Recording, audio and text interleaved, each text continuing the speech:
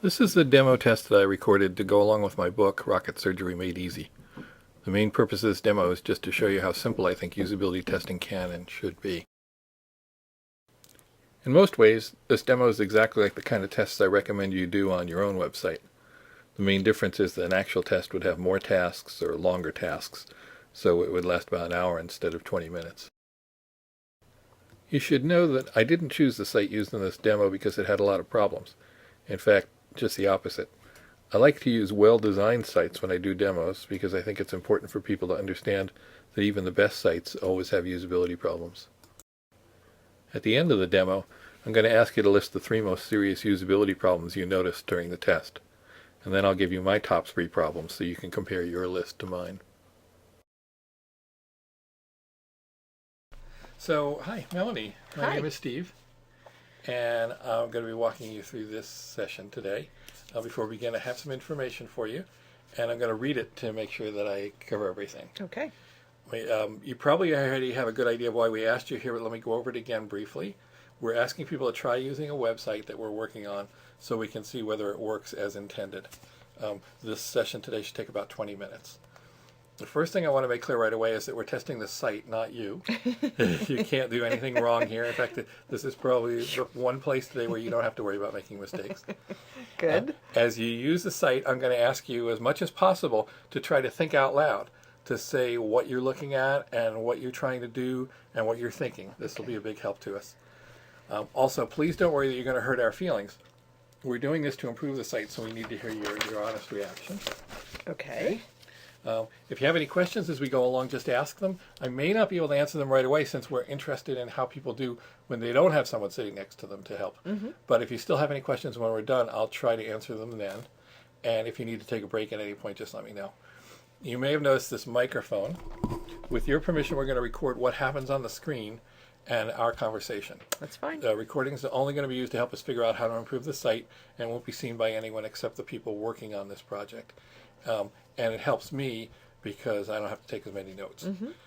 Also, there are a few people from the web design team observing this session in another room. They can't see us, they can just see the screen. If you would, I'm going to ask you to sign a simple permission form for us. It just says that we have your permission to record you and that the recording will only be seen by people working on the projects. If you want to read it, you can go ahead.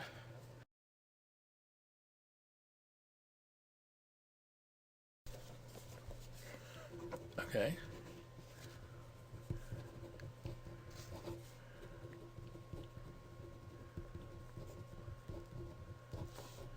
What is today, the 16th? 17th. 17th. Yeah. Okay. Perfect. Thanks. You're welcome. So, do you have any questions so far? No.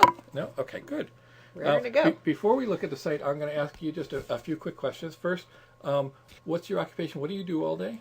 I am currently unemployed. I volunteer in a kindergarten class weekly. I was in healthcare for most of my adult life. In healthcare? In management, healthcare management. Oh.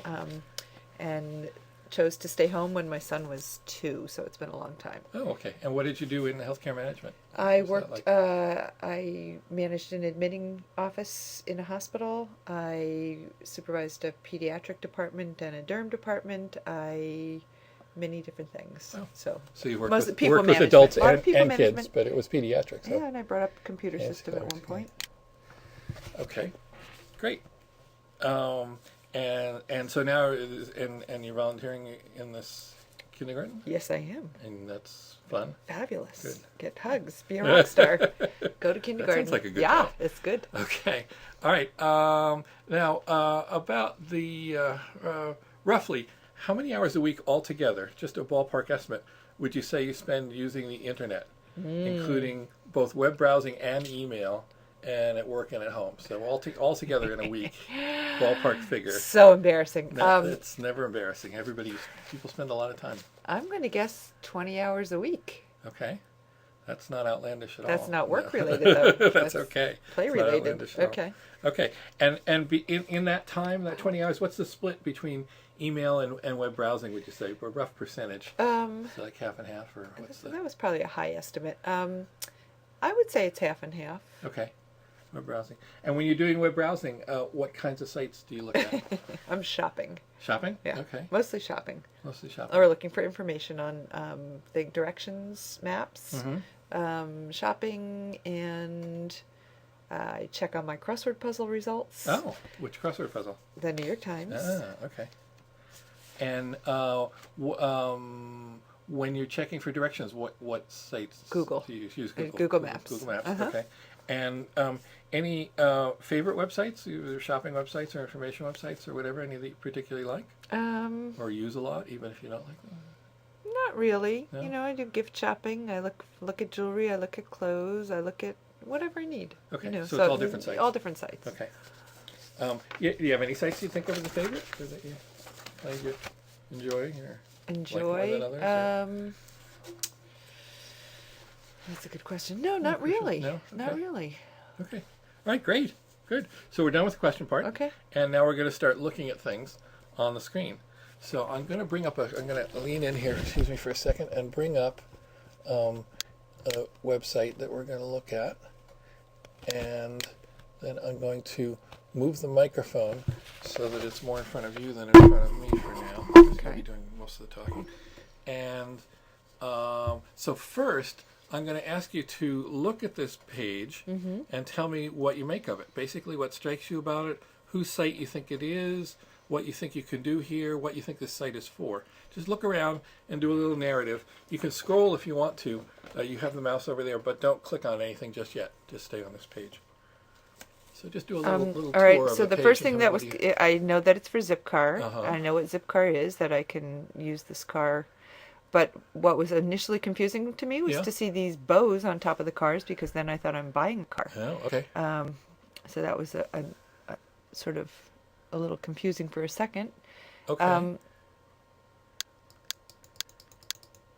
This tells me what different kinds of cars I can get, I guess. Mini Which the convertible part at the top Molly. there, which is for Organizes the annual block party. Find more cars near you.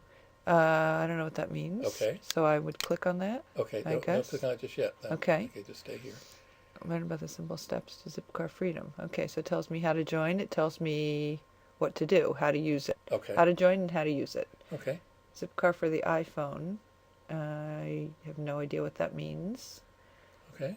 Zipcar is, iPhone app. I don't know what that means, what that's about. Okay. Okay. So what's your general feeling of what? So you know what Zipcar is, and you know this is their site, and you have some idea what they are, and what do you think kinds of things you would do on this site? I guess I would learn how to get a car. Okay. I guess I would learn what cars are available to me. Okay. I don't know what that annual block party means. Yeah, and Okay. how to do it, basically. Okay. Yeah. All right. I Great. suspect they'll explain the iPhone app to me. Yeah. Yeah. Okay. Thanks. No, it's good. Now I'm going to ask you to try doing some specific tasks. I'm going to read each one out loud and give you a printed copy. So here's your copy of the first Okay. one. Thank you. And again, as much as possible to help us if you can try to think out loud Okay. as you go along. So you don't currently own a car, and you can get almost everywhere you need to go without one. You're about to sign up for a class that you can't get to using public transportation, and there are other times when it would be convenient to have a car. A friend has been very happy using Zipcar for occasional trips, so you decide to explore that option. To get to the class, you'd need a car one afternoon a week for about 3 hours to make a 50-mile round trip. You'd also like to have a car one Saturday a month to run errands all day. Figure out what this would cost you each month. Okay. Okay? So now you... All right, so I want to know how much this is going to cost me. Down here I have 4 simple steps. Over on the right I have how it works. And up in the top bar I have Zipcar for me, how it works, find car, rates and plans. Okay. I'm going to hit rates and plans. And this says to check rates, look for your city. I live in Boston. Zipcar cities, I'm going to hit Boston. Okay, so it tells me rates and plans. So if you're thinking about joining, this is my Boston personal driving plan. Very nice. Okay, so for an occasional driving plan, it's going to cost me, all right, so I want to know how much it's going to cost me each month. It's going to cost me $50 for an annual fee to start, and $25 for an application fee. Then my daily rate, oh, weekend rate is different than daily rate. Okay. So weekday hourly rate is $7. And I need that for 3 hours. So 3 times 7 is 21. And then my one Saturday a month. One Saturday a month is, all right, so that's $79. So, oh, but, okay, so the 21 I have to multiply by 4, so that's $84. All right, so my first month is going to cost me... Sorry, excuse me a sec. I have to get rid of this. Don't show that message again. Okay. Okay. The computer All thing. right. 9, 18, 8, 16, 23. So my first month is going to cost me $238. Okay. And after the first month, I can subtract $75 because I've already paid my application fee and annual fee. Okay. So after that, it's going to cost me $163 a month. So the initial month is $238, and after that it's $163. It would be nice if they had a way for me to do that on there. To do what? To calculate right on the screen, rather than multiplying. But okay. Okay. So what would that be like? You'd put in what you needed, Yeah. and it would do the Yeah. calculations for you. Okay. Not a big deal, but okay. Okay. All right. So yeah. So $238 the first month, and $163 every month after that. Okay. All right. Can you take a look around and see if there's anything else that on this page that might be relevant to? Let's see. Our most popular plan for new members and first-time car shares. Key plan details. Then there's an extra value plan. When you join, rates shown for EVP $50. I don't know what that means. I have no idea what that means. Rates shown for extra value plan $50. I have no idea what that means. But I have no annual fee. Monthly commitment is a $50 minimum, so I have to spend at least $50 a month for this to be able to do this. Mm-hmm. And then it costs me $25, same $25 application fee, but then I get a 10% discount on everything I spend. So I guess I would have to figure out if it makes more sense if I drive enough to do this extra value plan, Mm-hmm. or if I do the occasional drive-in plan. Okay. But I still have no idea what that rate's shown for EVP $50. I don't know what that means. Okay. All right, good. I don't like not knowing what things mean. All right, great. So the bottom line is you figured out what it would cost you a month, and there's also this other possibility that you would have to go ahead and do the math Right. to figure out whether Right. that was a better deal for you. Okay. Right. But you feel like you sort of understand what that is. Yeah. Okay.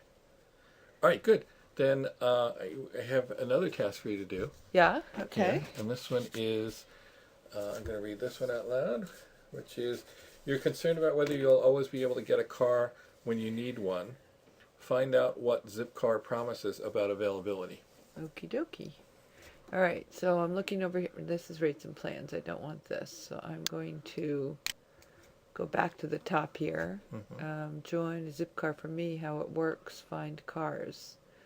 Well, let me look at find cars. Okay. See if that tells me.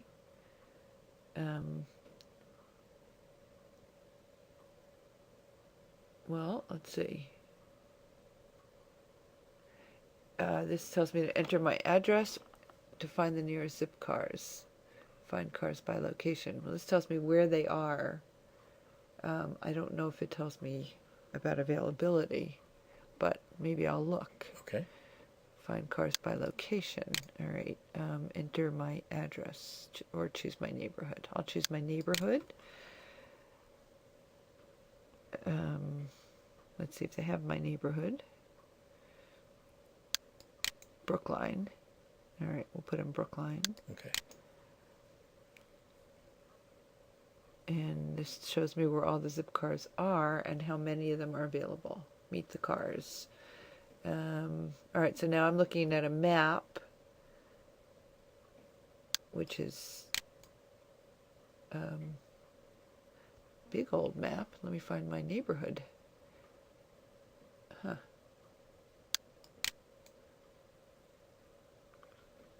How are you thinking you're going to do that? This is a little map. I've got to go up or down, and I'm trying to figure out where I am. And I think I'm down here. So I'm going to hit the little arrow that takes me down.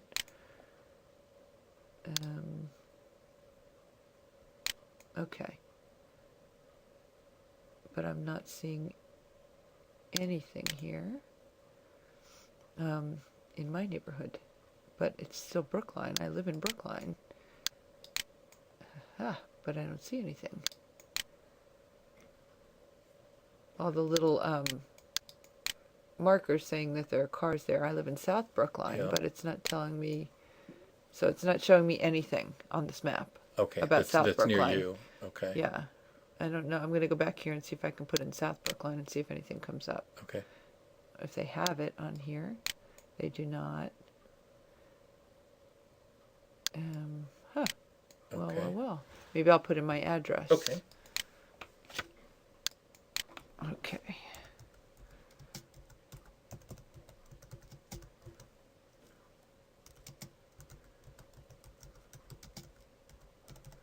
Okay, let's see what that comes up there. Okay, all right, so now it shows me where exactly, shows my house with a little smiling red balloon, and then a few blocks away it shows me where the zip car is. Okay. And I'm going to click on that zip car, and it says it's got a muckraker Mazda for $9.25 an hour, or $69 a day, which is a different rate than what they told me on the original rate page. So I'm confused about that. Okay. You expect it to be the same rate? Expect it to be the same rate, and I actually don't like that when that happens, and I often that's sometimes my frustration point when I'm on a site, and I just leave because I feel like I don't trust this whole thing, and I don't know what they're doing, and they're ripping me off. Okay. So I go away. All right. Can we try, now that you've come across that, can we go back to the specific task again and see if you can figure out what they promised you about? No, that was very good. Okay. That was perfect. But okay. I just want to see if you can find an answer to that specific question about whether you're always going to be able to get a car when All you right, need I'm one. going to look at a zip car for me. And I'm scanning down to see. I don't want a cute car to match my shoes. That's not what I'm looking for.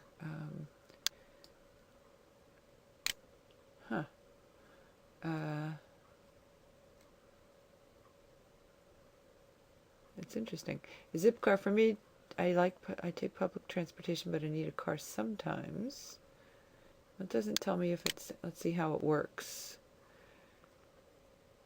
No. Reserve. I'm going to click on reserve, which is the 4 simple steps, and see what that tells me. You can do it online or over the phone. Choose the car you want. Choose the time slot you want at the location you want. Reserve minutes or months in advance. But that doesn't tell me exactly. It says I can do it minutes in advance, but what does that mean? Is it always available? Frequently asked questions, perhaps. Okay. All right. How do I join? Can I drive the same day I join? How do I reserve a car? Okay, let's look at that. And that just tells how to reserve it. Huh. Well. Reserving zip cars. Okay, up here on the top, under questions, is reserving zip cars. Okay. Will a car be available when I want one? Okay. It's natural for new members to worry.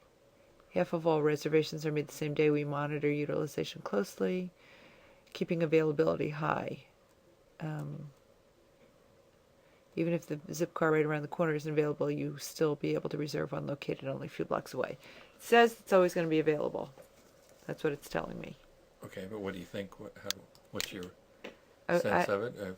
my sense is that I would like something much more specific, Mm-hmm. that it might not be available. Okay. Yeah. All right. Perfect.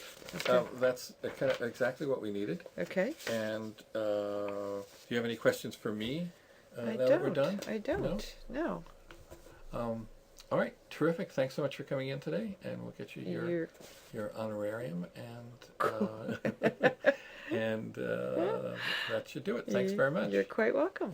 Okay. Now that you've watched the test, try making a list of the 3 most serious usability problems that this user encountered. Try to pick the 3 you'd most want to fix if it was your site.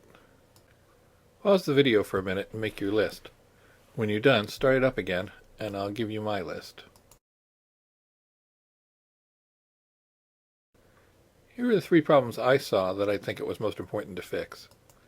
The user had no problem figuring out the basic idea of the extra value plans, that you get lower rates if you make a monthly commitment, but she was completely stumped by the phrase rates shown for EVP $50, and she didn't realize that it meant that there was more than one plan.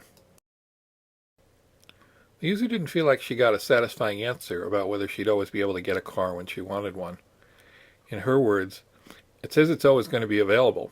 My sense is that I'd like something much more specific, that it might not be available." Near the end of the session, the user was surprised to see that the car available in her neighborhood would cost her more than she thought it would, based on what she'd seen on the rates page. She even said that this might make her distrust the whole site and leave.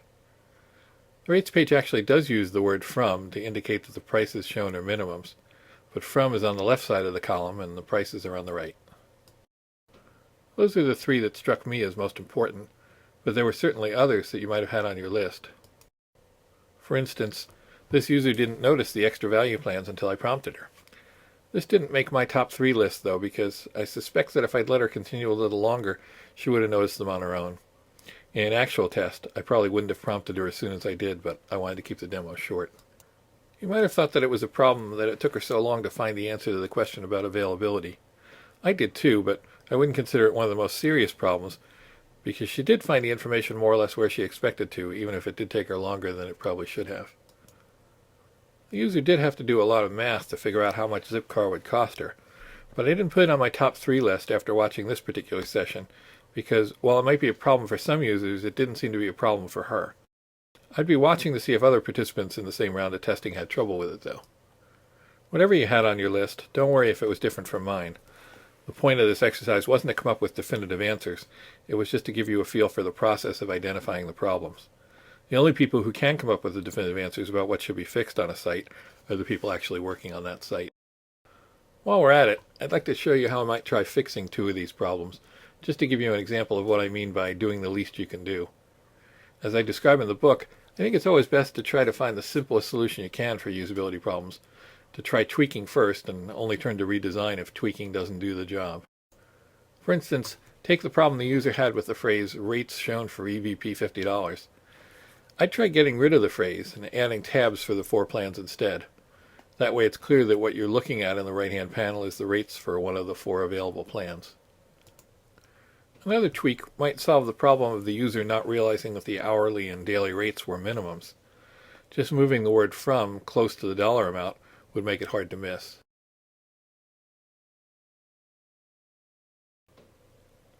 Well, that's it. I hope this video has helped convince you that usability testing doesn't have to be complicated to produce a lot of useful insights. Whether you end up reading the book or not, I hope it encourages you to do some testing on your own website. You're also welcome to download the script that I use for testing at rocketsurgerymadeeasy.com.